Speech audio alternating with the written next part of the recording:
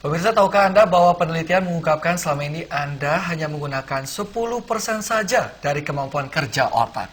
Dan itu pun hanya otak kanan dan kiri saja yang biasanya dikembangkan. Ya, lalu apa yang terjadi jika otak tengah Anda diaktifkan? Nah, berikut liputannya.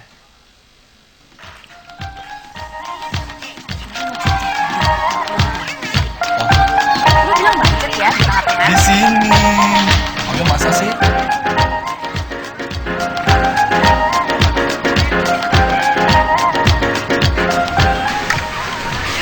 Satu, dua, jalan! Ya pemirsa, bersepeda memang bukanlah hal yang luar biasa dilakukan anak-anak. Tapi bagaimana mereka bisa melakukannya dengan mata tertutup? Kegiatan apa yang mereka lakukan sehingga mereka bisa melakukan banyak kegiatan dengan mata tertutup? Berikut liputannya. Kemampuan yang dikuasai anak-anak ini bukanlah bagian dari teknik sulap, melainkan salah satu cara untuk membuktikan seorang anak telah mengikuti pelatihan aktivasi otak tengah. Program ini dirancang untuk mengoptimalkan fungsi otak dan diterapkan untuk anak-anak mulai usia 5-15 tahun. Otak tengah yang berada di antara otak kanan dan otak kiri merupakan bagian otak yang terabaikan. Padahal, otak tengah merupakan jembatan otak kanan dan otak kiri, sehingga mampu bekerja optimal. Sebenarnya kita semua ini ada otak tengah, cuma masalahnya otak tengah kita banyak sekali tertidur. Jadi banyak ilmuwan mengatakan bahwa Albert Einstein baru pakai 10% kemampuan otaknya, dia udah bisa dibilang manusia yang paling jenius ya. Dan banyak buku mengatakan bahwa kita sebetulnya cuma pakai 1-5% kemampuan otak kita. Artinya apa? Artinya ada 95% sampai 99% kemampuan otak itu masih misteri. Program aktivasi otak tengah biasanya dilakukan dalam 2 hari. Anak lalu dituntun menguji kemampuan otak tengahnya dengan beberapa cara. Di antaranya dengan menunjukkan ketangkasan menghindari rintangan.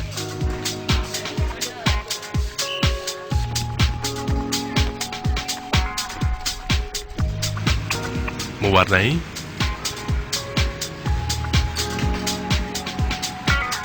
menyusun kartu,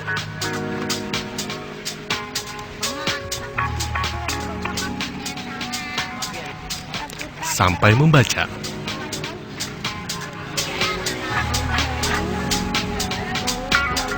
Jadi banyak orang bertanya-tanya seperti apa sih apa anak-anak ngintip.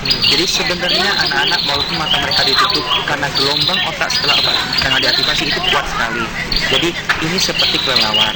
Jadi kalau dalam bayangan mereka itu atau mereka ditutup matanya, mereka bisa melihat itu seperti ada TV di otak mereka. Seperti ada televisi.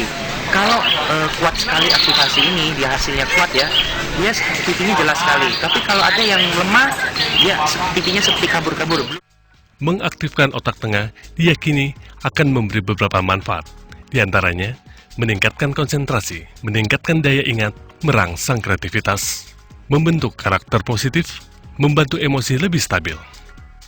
Dengan demikian, anak akan lebih berprestasi.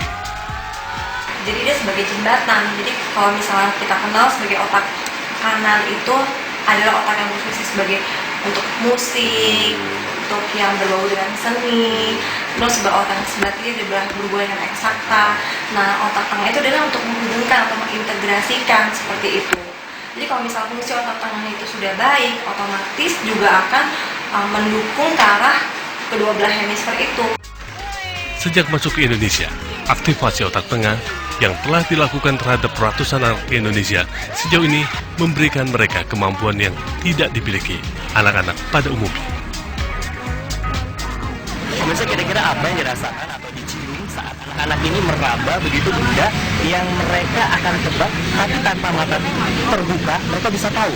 Coba kita tanyakan sebentar kepada anak-anak yang sekarang asik ini. Halo semuanya. Oh, lagi seru nih kayaknya ya.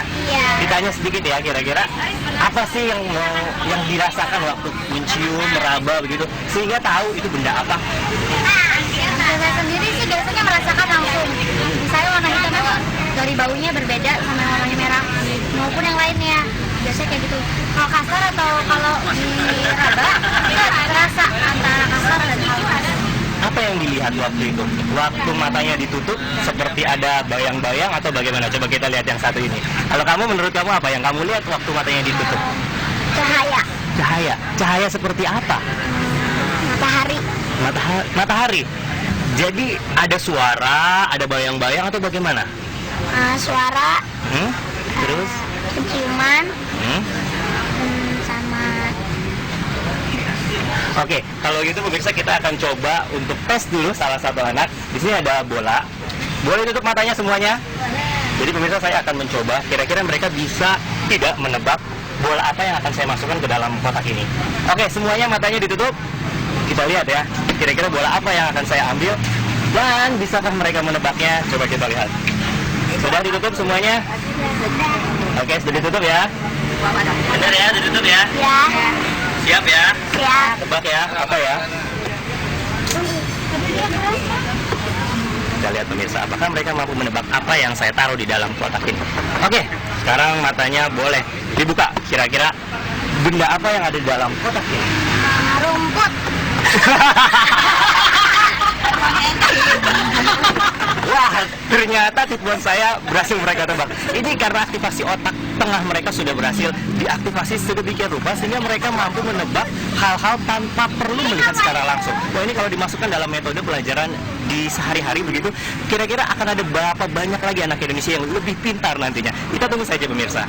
Dari Jakarta, Abel Dali dan Putra Iksan melaporkan. Abah kayaknya cocok nih jadi guru ya. Tapi hati-hati, nanti kalau misalnya udah agak gede, udah mulai ulangan, dia bisa ngeliat di balik bukunya itu tulisan-tulisan kan. Sayang sekali kita nggak tahu informasi ini sejak ini ya. Kalau tahu begitu kan dari sejak kecil kita udah mengaktifasikan otak tengah kita. Itu umurnya usianya dari kecil sampai, belasan tahun, 15 tahun. saya masih 17, masih bisa. Kamu kan sudah tua juga, 17. Oh, 17 udah tua ya? Plus, soalnya. Plus ya. Nah pemirsa, jangan kemana-mana karena kami akan mengajak Anda untuk ke kolong jembatan.